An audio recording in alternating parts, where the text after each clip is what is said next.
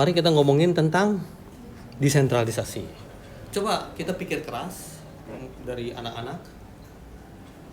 Hal-hal tentang desentralisasi, sebuah contoh coba. Hal-hal yang nggak sentral gitu. Sebuah contoh coba. Ya. Contohnya kalau misalnya BEM memberikan kebebasan buat HMJ sama UKM yang punya peraturan-peraturan tersendiri, itu termasuk desentralisasi? Bisa, boleh dikatakan demikian. Ya, sesuatu yang desentralisasi kalau memang BEM itu nggak apa-apa harus minta izin dia. Ya. Oke, good example. Terus apa lagi? Satu lagi aja. Terus habis itu saya pengen ngomong perihal contoh saya tentang desentralisasi. Yuk, ada? Berarti kalau yang BEM itu contohnya sama aja kayak kita lagi ngebuat project nih. Nah misalnya ATT kan yang waktu itu kita lagi kerjain, nah semua nggak berfokus kepada Mamu yang harus mau ini itu, tapi kita juga bisa. Betul. Itu satu contoh yang menarik juga tentang desentralisasi. Saya lagi berusaha ngapa-ngapain juga desentralisasi banget. Mamoy juga berusaha lagi ngapa-ngapain itu yang desentralisasi, karena di dalam WA itu juga Mamoy ada ngomong desentralisasi maksudnya begitu kan ya. Kalau hal-hal tentang sentralisasi berarti kamu nggak bisa ngapa-ngapain kecuali kamu mesti nanya dulu sampai izinnya oke baru ngapa-ngapain gitu ya. Atau kamu itu nggak ngapa-ngapain kecuali disuruh. Itu juga sentralisasi gitu ya. Ya. Semuanya pada nggak ngapa-ngapain, semuanya pada diem. Kecuali disuruh, dipanggil, baru baik mau apalah dan sebagainya baru dilakukan. Itu sesuatu yang sentral ya. Atau seseorang memang punya inisiatif pengen apa-apa, nggak usah disuruh gitu, nggak apa-apa, tapi nggak bisa lakukan, dia mesti izin dulu. Nah itu juga sentral. Ya. Nah contoh-contoh sudah bagus. Mari saya omongin perihal contoh dari saya tentang desentralisasi.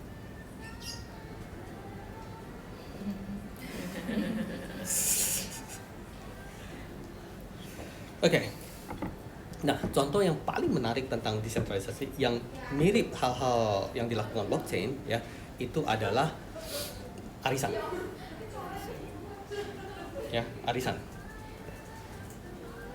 Arisan jalan itu biasanya nggak ada bosnya. Misalnya kita ini semua jalanin arisan. Perjalanan arisan itu nggak tergantung dari seseorang, misalnya saya kepalanya dan bikin catatan. Ya, tapi masing-masing megang catatan. Masing-masing megang ledger. Ya, arisan yang benar itu kayak begitu. Ya, semua nih pegang catatan yang sama. Arisan itu biasanya dilakukan oleh ibu-ibu. Kumpul-kumpul aja untuk ngapa-ngapain, semuanya pegang catatan sendiri. Ya. Kalau saya doang yang pegang catatan, yang kamu itu berasa kurang bisa percaya, saya bisa gonta-ganti. Ya, gitu-gitu ya. Kamu nggak bisa apa-apa karena catatan ada di saya, terpusat, sentral. Saya bisa ganti-ganti. Habis itu kamu kehilangan kepercayaan dan yang namanya arisan itu bubar. Ya, saya bilang saya enggak kok ganti-ganti, tapi kalian kebayang bahwa kayaknya waktu itu bukan kayak gitu deh. Habis itu nggak ada kepercayaannya dan bubar. Ya, terus katanya ada arisan lagi datang kumpul semuanya, tapi pada saat lagi mau mulai kayak seperti janji-janji dulu bahwa kita semua mau pegang catatan ya. Nggak bisa lu doang yang pegang catatan ya. Gue sih mau sama-sama sama lu, sama-sama keluarin duit untuk arisan, tapi kita semua pegang catatan ya. Bukan lu doang yang pegang catatan ya. Kayak gitu ya. Ya. Nah, habis itu ini menjadi desentral. Misalnya saya mau hack. Berarti saya punya catatan di sini, saya mau hack. Ya, ganti. Gak cocok dengan kalian punya. Kalian cocok-cocokin semuanya, saya sendiri beda sendiri. Ya. Lalu saya ngelihat Sinin punya catatan katanya ketinggalan di sini. Catatan dia ketinggalan di sini. Habis itu dianya udah pergi. Biasa dia sering apa ya? naruh catatan, terus udah pergi 3 hari juga nggak nyariin tuh catatan, ya 4 hari juga nggak, sampai telepon, kamu punya catatan ketinggalan nih, baru iya nih Senin, aduh gitu kayak gitu ya. Nah itu pada saya ambil saya bisa ganti-ganti, ya. Terus abis itu cocok-cocokin dengan saya punya gitu ya, supaya kayak seperti saya mau hack tapi saya punya sama Senin punya udah ke hack dua-duanya gitu loh ya. Tapi saya butuh hack yang segini banyak orang punya. Ya saya mesti gimana ya, sentralin kalian dulu. Pada saat sentralin saya bilang semuanya bawa tas ya, nah gitu. Terus habis itu udah bawa tas, ini saya ajak ngomong yang lain-lain ya. Terus habis itu oke, sekarang kalian semua pergi sholat dulu, sono pergi semuanya, tas tinggal. Masa nggak percaya sama saya sih? Nah, bisa saya hackin satu-satu. Baru akhirnya berdasarkan yang saya mau skenario-nya, semuanya pada buka catatan, oh ya semuanya cocok. Ya, jadi sebenarnya ya sesuatu yang desentralisasi, yang tidak sentral, bukannya nggak bisa dihack, tapi cara hacknya kayak gitu. Ya, baru kita katakan bahwa bagaimana kalau orangnya nggak cuma segini, bagaimana kalau orangnya jutaan orang atau miliaran orang, yang seperti orang sependuduk dunia. Nah itu blockchain yang terjadi kayak seperti Bitcoin dan sebagainya. Ya, Bitcoin itu merupakan buku catatan arisan sedunia yang masing-masing pegang sendiri. Lu gimana hack? Ya, kalau Bitcoin itu ada satu server, ya dijaga sedemikian rupa, ya itu bisa dihack. Ujung-ujungnya akan yang tembus. Dan tembus itu biasanya yang admin yang pegang-pegang password dan bisa korupsi. Ya, tapi hal-hal tentang seperti kayak Bitcoin, lu ganti di satu tempat beda dengan yang lain. Akhirnya yang diganti itu akan di-reject. Dan kamu akan keluar dari komunitas Bitcoin tersebut. Ya, seperti arisan ini, kalau saya tukang hack terus, nanti kamu kick. Wear galak susah di kick, ya katanya nggak mau main ini lagi, nggak mau main arisan lagi. Oke, gue kira nggak mau main arisan, tapi kalian kumpul sendiri main arisan, berarti gue di kick. Ya kan nggak mungkin terang-terangan dengan ini saya nyatakan kamu di kick, enggak. Ya, WhatsApp grup juga gitu kan. Iya. Tiba-tiba hening, tahu-tahu bikin grup baru. Iya, hening aja berarti bikin grup baru udah. Ya, saya bikin satu WhatsApp grup katanya arisan. Ya, arisan apa nih? Arisan inilah ya. Terus habis itu dengan alasan apa katanya udah nggak mau terusin lagi arisannya. Habis itu oke, ya udah saya nggak bisa maksa dong. Udah bikin lagi grup baru yang tanpa UN. Ya itu sesuatu yang desentralisasi, sebuah contoh yang desentralisasi yang kalau kita bilang menguntungkan siapa, pada akhirnya nggak bisa menguntungkan diri saya sendiri, karena kalau saya bilang saya itu adalah kontrol dari kalian semua, seolah-olah saya juga mau komisi, kan capek saya, ya kan saya capek, saya mau komisi, saya bilang mungkin komisi saya walaupun dikit nggak apa-apa deh, tapi saya mau komisi. Karena saya yang atur ini semua, mungkin ini semua ada ribuan orang gitu kan, capek sekali gitu ya. Saya nggak mungkin sukarela gitu loh ya. Akhirnya saya dapat duit dan menguntungkan saya pribadi misalnya ya. Terus bisa hack dan korupsi ya. Nanti si siapa si Milea apa Mila sih? Milea ya. Aslinya Mila Pak, kita manggilnya Milea. Oh, supaya milenial gitu ya. Nah, si Mila datang bilang Cing ya, Cing. Ini apa ganti dong gitu. Ya udah, nanti saya pikir kalian nggak tahu, udah saya ganti korupsi. Oke. Tapi sesuatu yang desentralisasi, saya bilang saya mana bisa ganti di sini, ya semuanya pada pegang catatan gitu. Nah itu akhirnya sesuatu yang desentralisasi, sesuatu yang sebenarnya kalau yang desentralisasi orang bilangnya give the power back to the people. Ya, kalau sentral berarti ada orang yang menguasai kamu.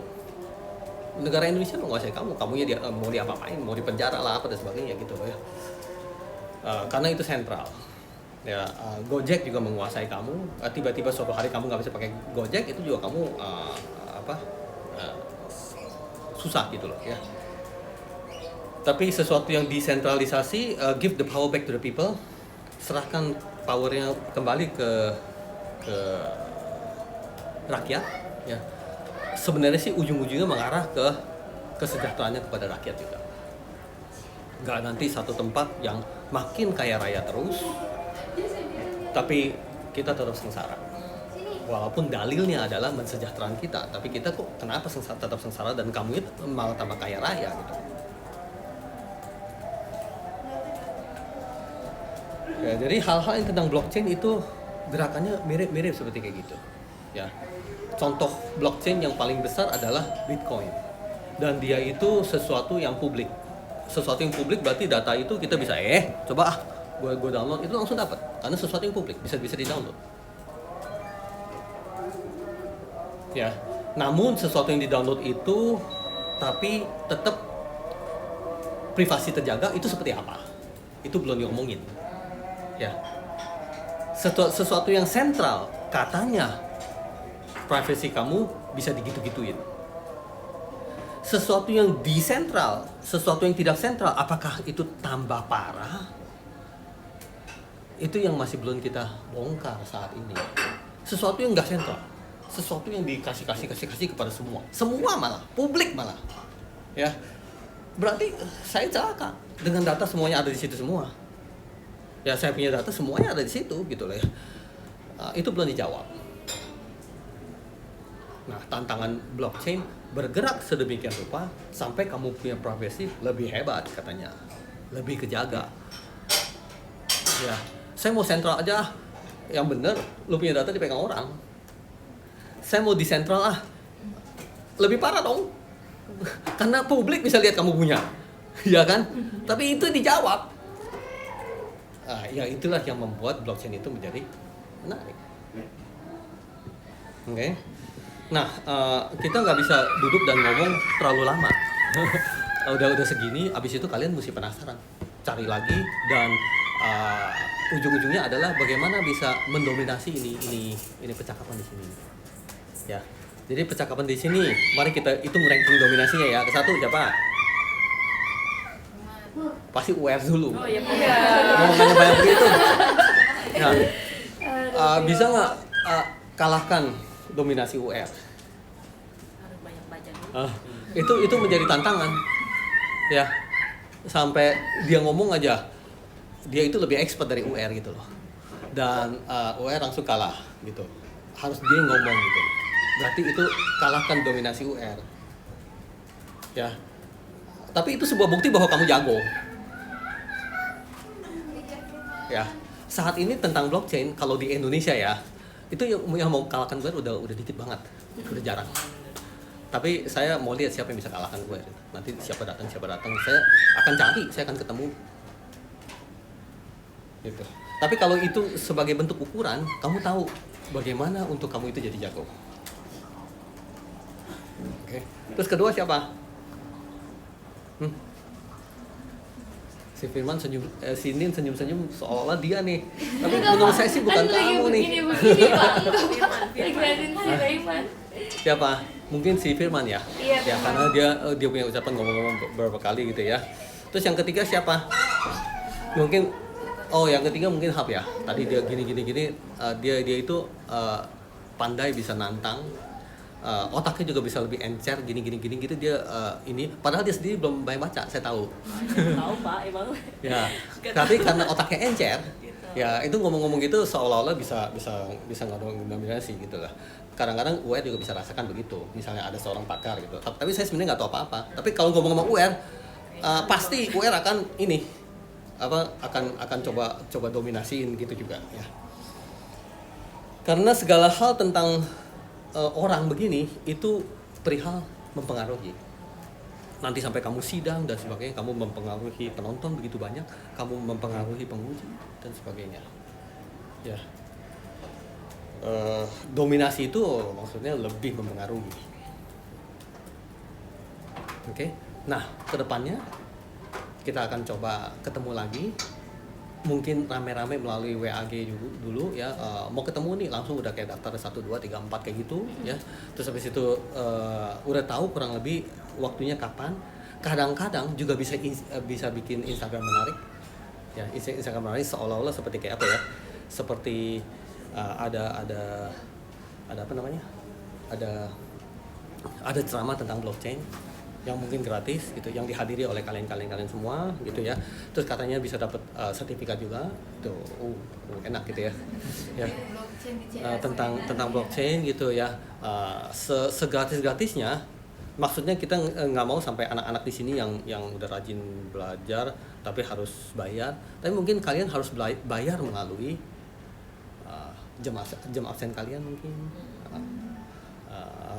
Jumlah percakapan WAG kalian mungkin ya. Terus apa lagi ya, harus dibayar dengan apa lagi ya, harus dibayar dengan cermi tentang blockchain mungkin semuanya gitu ya. Atau harus dibayar dengan Instagram yang tentang blockchain mungkin gitu ya. Tapi kita itu ingin mendominasi blockchain sampai blockchain ini merupakan, maksudnya Rahaja ini merupakan satu pusat perguruan tinggi yang paling kuat tentang blockchain, dengan komunitas tentunya nggak bisa karena satu orang, nggak bisa, karena komunitas kuat ya. Komunitas kuat dinilai dari berbagai faktor sih. Kesatu, kadang-kadang papernya yang masuk berapa banyak. Kedua, mungkin perihal cerminya berapa banyak. Ketiga, mungkin perihal Instagramnya berapa banyak. Pertemuannya berapa banyak. Project-projectnya berapa banyak. Yang lolos hibah tentang project blockchain berapa banyak. Kalau dari negara bule mau datang tentang blockchain, nyari udah pasti ke kita gitu loh. Itu merupakan kekuatan yang mendominasi perihal itu gitu ya.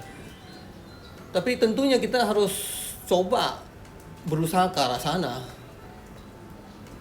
ya.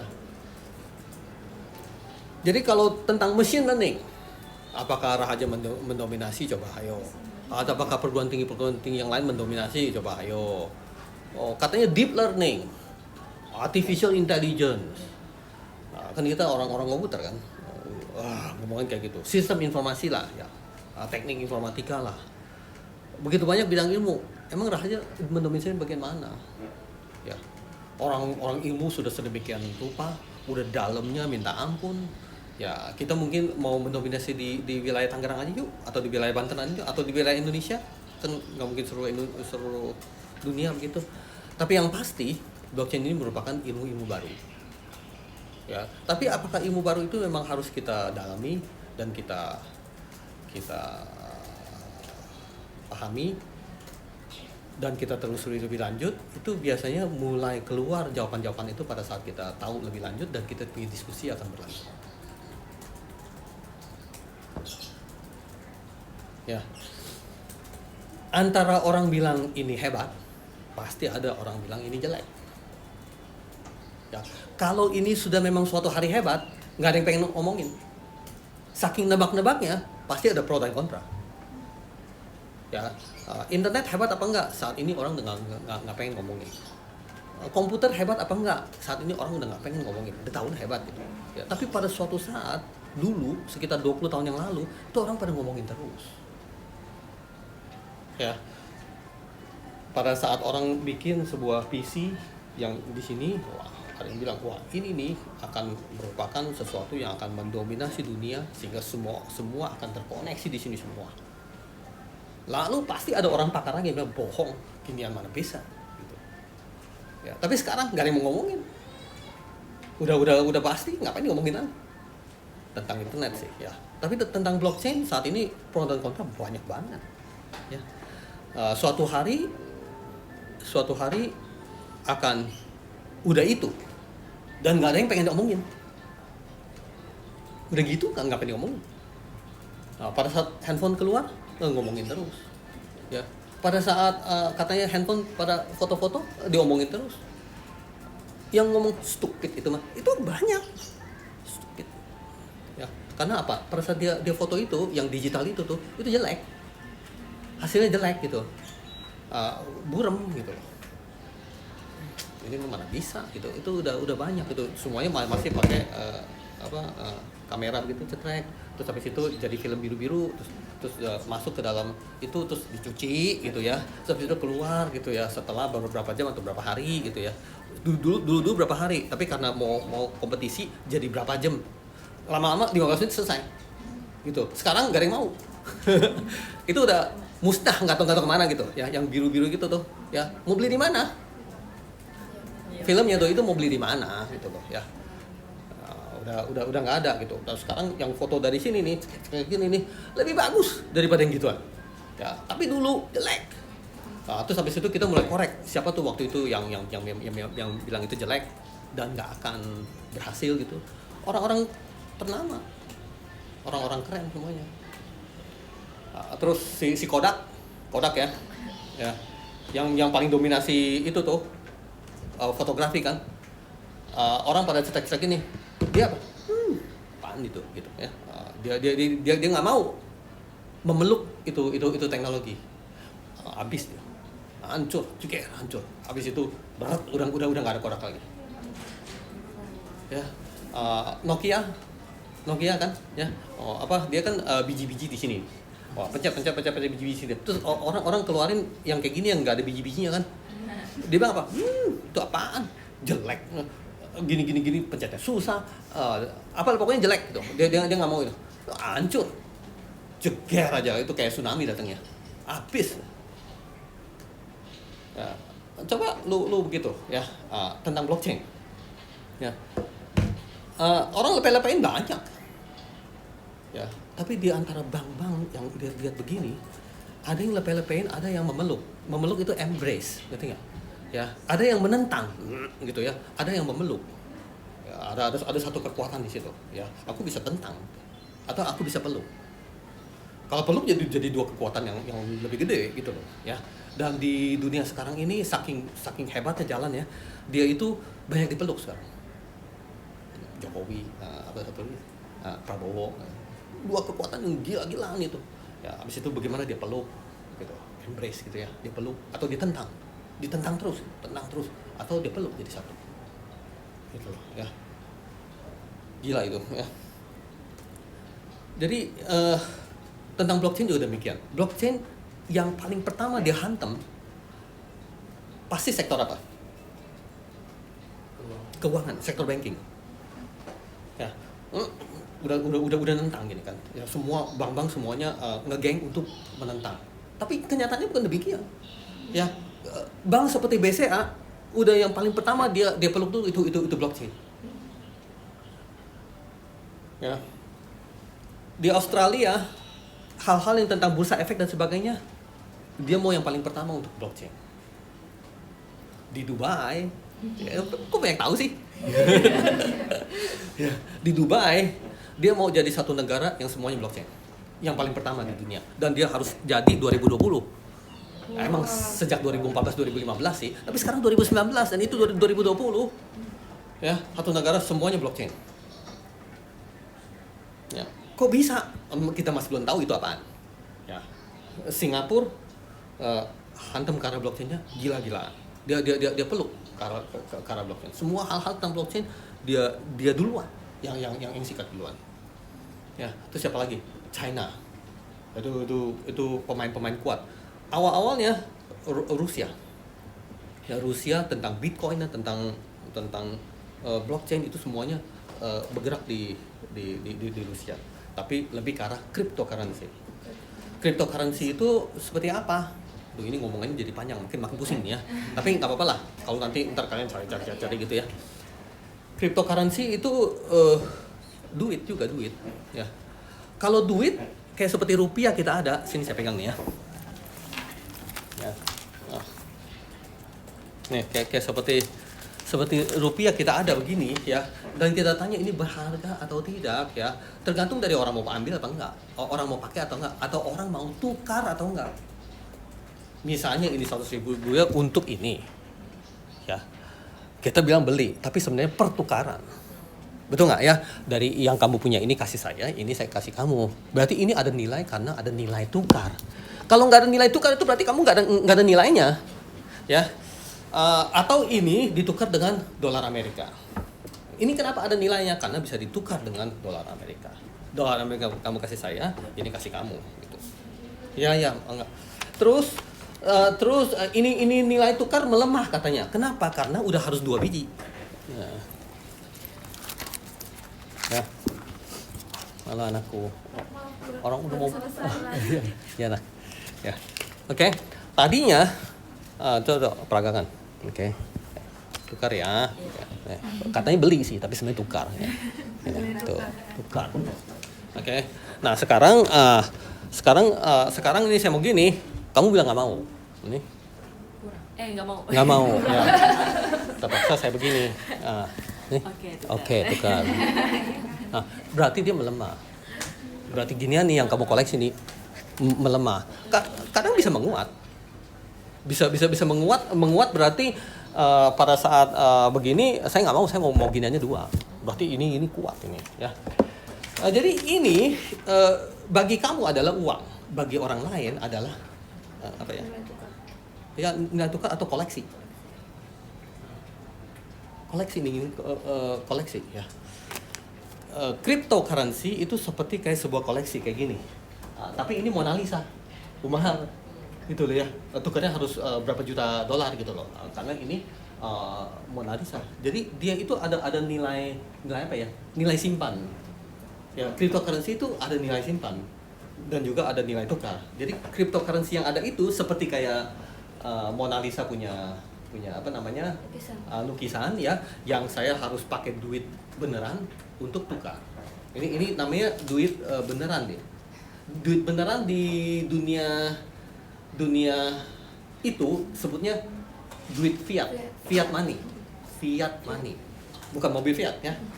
Fiat money berarti duit beneran, duit kayak seperti Indonesia. Pokoknya yang dipegang oleh negara-negara itu fiat money. Terus ada cryptocurrency, duit juga tapi cryptocurrency kayak seperti Mona Lisa begitu, yang orang koleksi ya. Kalau kamu bilang itu nggak ada gunanya, toh orang mau tukar dengan duit beneran. Dan kalau orang mau tukar dengan duit beneran, nilai tukarnya berapa? Ya, itu Bitcoin dari harganya 10 sen. 10 sen itu berapa duit? 1.500 rupiah. Sekarang udah 10.000 dolar. 20.000 dolar. Harganya 300 juta. Satu Bitcoin harganya 300 juta. Tapi 10 tahun yang lalu itu cuma 10 sen. 1.500 rupiah. Hah? Ya kalau waktu itu kamu beli Bitcoin, ya misalnya 100 Bitcoin dah, terus habis itu kamu tahan sampai sekarang, itu kamu udah kaya raya ampun-ampunan.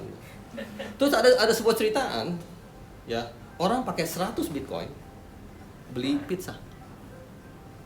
Ngerti nggak? Pizza itu katanya bisa terima Bitcoin. Ya udah, gue pakai 100 Bitcoin untuk beli pizza. Jadi legenda. Kenapa? 100 Bitcoin itu pada saat sekarang diukur itu 3 miliar. Ya, kok 3 miliar itu beli pizza gitu ya. Habis itu diwawancarain, jadi legenda.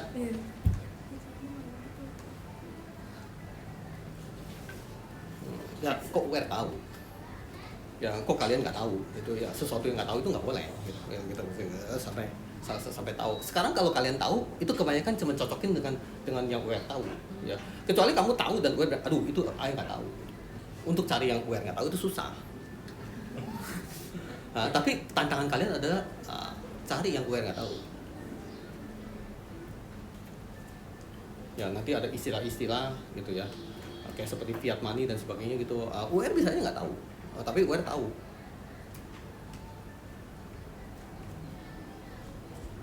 Oke deh, udah banyak omongannya. Sampai di sini.